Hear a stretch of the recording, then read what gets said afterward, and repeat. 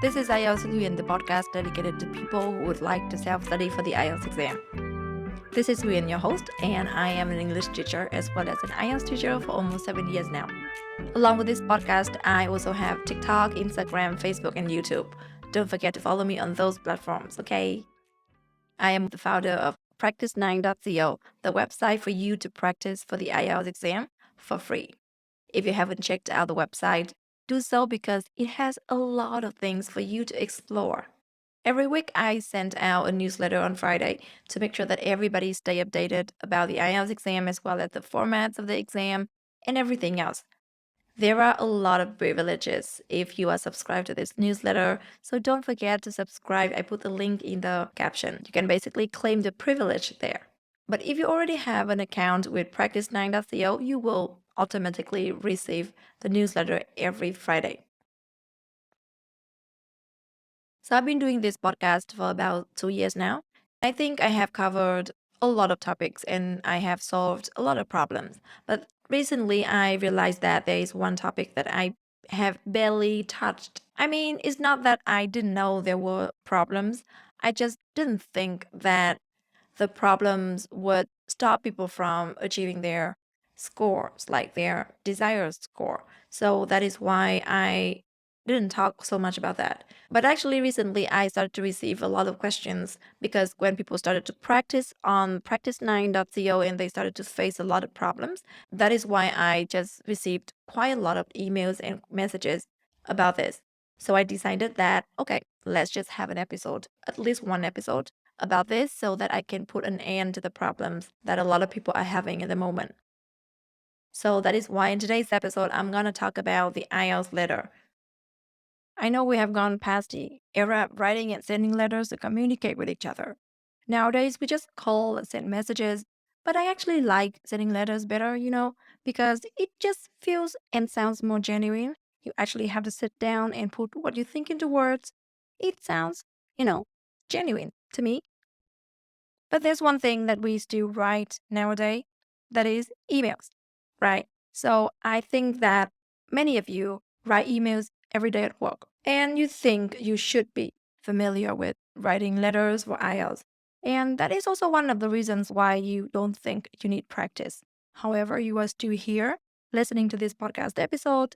It means you are still not sure how to do it better. That is why I have this episode. So, in today's episode, I am going to talk about some problems that I often get told, and I want to put an end to those problems. I mean, I want to solve those problems. I know that there might be more problems and might be more questions that you have in mind, and I would like to solve all of the problems. However, I do not think that a lot of people would have time to listen to an hour long episode. So I just sum up everything and I just put a few common questions and a few common problems into this podcast episode. But if you have something that I have not mentioned in this episode, don't hesitate to reach out to me. I am on TikTok, Instagram, Facebook, and YouTube.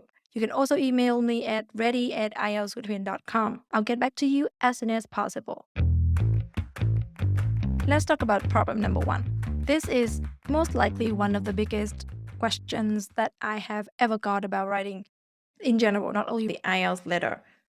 So a lot of people are telling me that, hey, Huyen, I cannot write 150 words for a letter.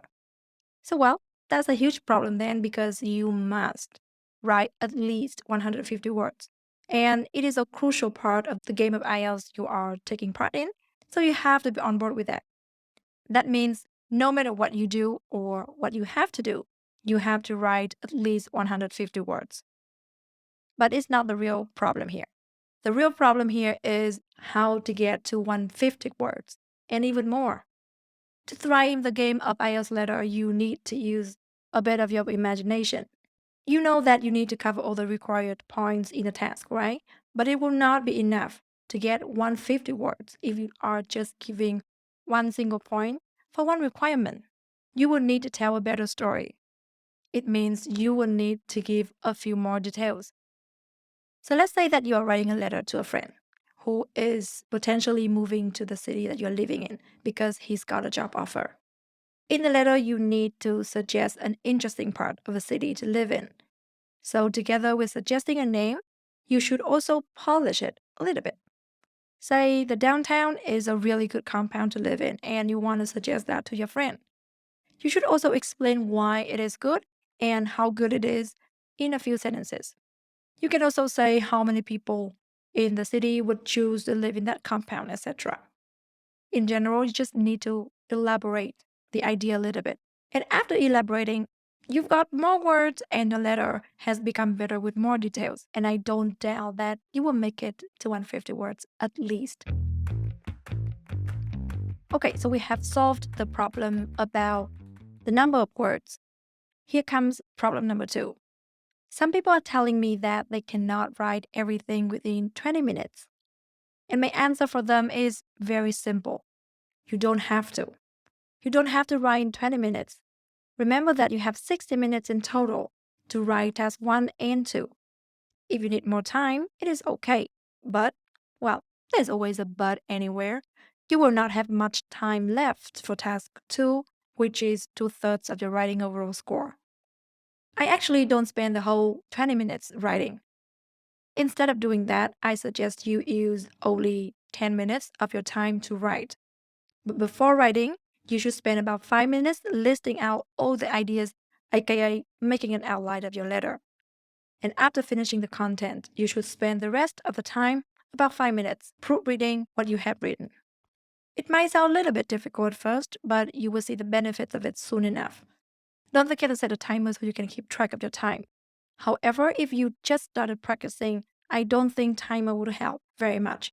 In the beginning, I think you can spend as much time as possible, as much time as you want to finish one letter, but slowly, you reduce the amount of time you spend on writing one letter. And in the end, try your best to put a timer on to track the progress. Problem number 3. Huyen, should I use my real name? Why not? I mean, you can use the real name or you can invent a name if you want. It is not a problem at all. But if you invent a name, don't forget to stick to that name from the beginning to the end. Problem number 4.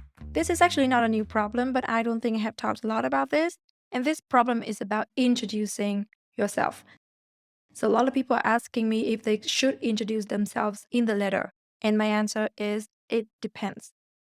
If the person doesn't know you and it is necessary to let them know who you are, it is a must to introduce yourself. But if it's a casual letter or the letter is for a person who knows you well, you don't have to.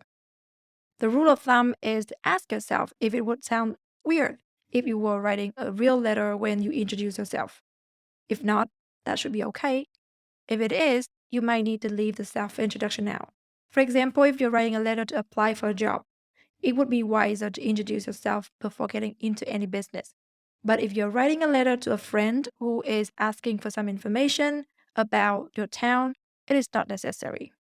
So basically, just imagine yourself writing a real letter and ask yourself if this sounds weird if you introduce yourself in the beginning of the letter. And don't forget that if you want to introduce yourself right from the introduction.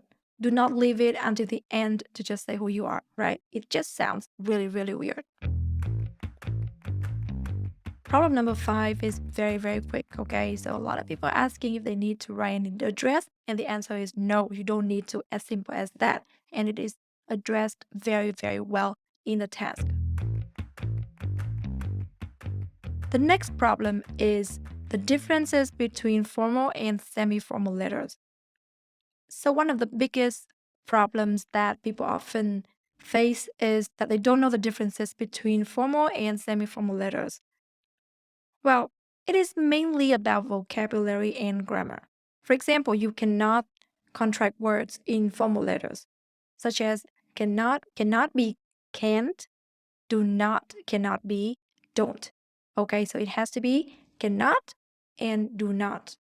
Right. But in semi-formal letters, feel free to do so. You can, of course, contract words. So you can say can't, don't, doesn't, shouldn't, things like that.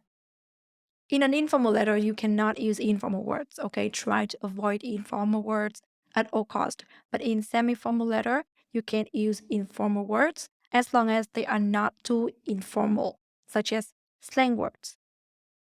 When you look at the task, if you are required to start the letter with dear sir and madam, that has to be formal.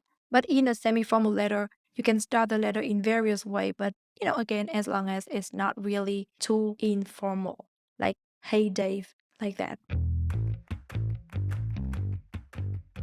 Problem number 7 is probably the biggest problem of all in today's episode. As I mentioned earlier in this episode, a lot of people, including you, are writing emails every day, but the scores of IELTS letters are just getting lower. The thing is, writing emails every day doesn't guarantee your success in IELTS letters. Every day you write emails that are short, and sometimes you just have to mention a few words like noted, thank you, like that, and that is not IELTS letter. Every day you write emails that will not be assessed by a grammar and vocabulary Nazi. Okay, so nobody's gonna check your grammar and nobody's gonna check your vocabulary or spellings. Every day you write emails that you don't have to make sure you are not repeating keywords. And in fact, you should make it very clear by repeating words. And every day you write emails that don't require you to cover 3 to 4 points. You just have to make it as fast as possible and you just have to make it like very efficient.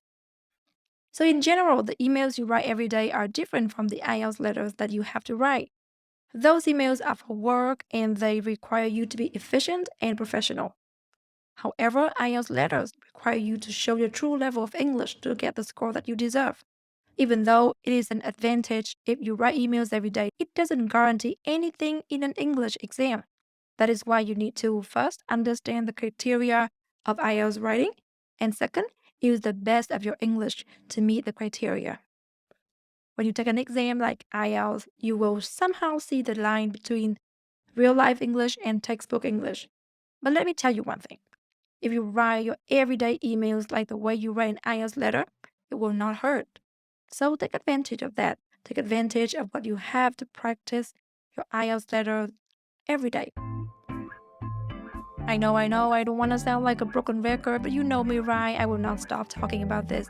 I will not stop telling you practice is a key and practice makes 9. Okay? So remember this.